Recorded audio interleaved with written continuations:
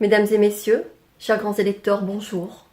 Je me présente, je suis Françoise Lambert et je me permets de m'adresser à vous aujourd'hui puisque j'ai été désignée par le mouvement citoyen de la Réunion en action, CREA, pour être la tête d'une liste que nous présentons pour les prochaines élections sénatoriales le 24 septembre prochain. Ce mouvement citoyen est présidé par Vanessa Miranville, maire de la Possession. Il est sans étiquette. Elle n'a pas souhaité être tête de liste pour respecter la parole qu'elle a donnée à ses administrés possessionnés de se consacrer à son mandat de maire.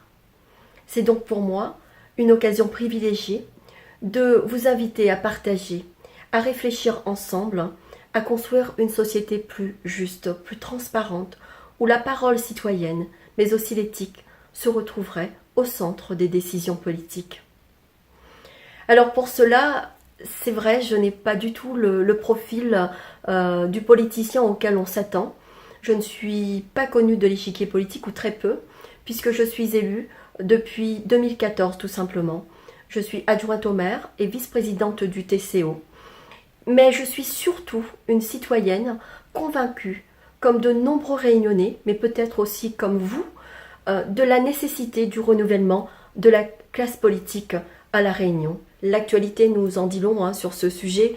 Le président de la République lui-même a été élu avec moins de 50% des électeurs inscrits. Lors des dernières élections législatives à La Réunion, il y a eu un taux d'abstention de 60%.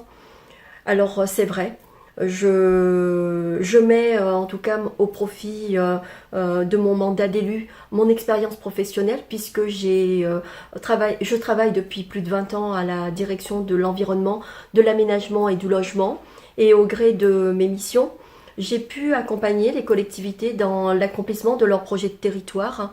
J'ai également contribué à l'élaboration de textes réglementaires, voire législatifs, en y apportant le contexte local. Depuis 2014, mon engagement et ma détermination pour faire avancer La Réunion m'ont d'ores et déjà permis de faire la démonstration du respect de la parole citoyenne et de l'intérêt général comme guide de l'ensemble de mes actions. Et c'est dans ce sens, mesdames et messieurs, chers grands électeurs, que je vous propose de défendre les territoires, les collectivités, en tant que sénatrice si vous me choisissez. Alors ce que je vous propose en revanche, mesdames et messieurs, c'est de partager des orientations pour construire un projet social pour La Réunion. Ce projet social se déclinerait au travers d'innovations économiques, d'innovations écologiques, mais également numériques. 5 orientations. La première, ce serait d'agir pour favoriser l'emploi durable. La deuxième orientation serait de pouvoir atteindre une égalité réelle pour nos jeunes en matière de formation. La troisième serait d'ouvrir notre horizon sur la zone océan Indien, sur le monde. La quatrième serait d'agir sur la santé, et notamment le fléau de l'alcool.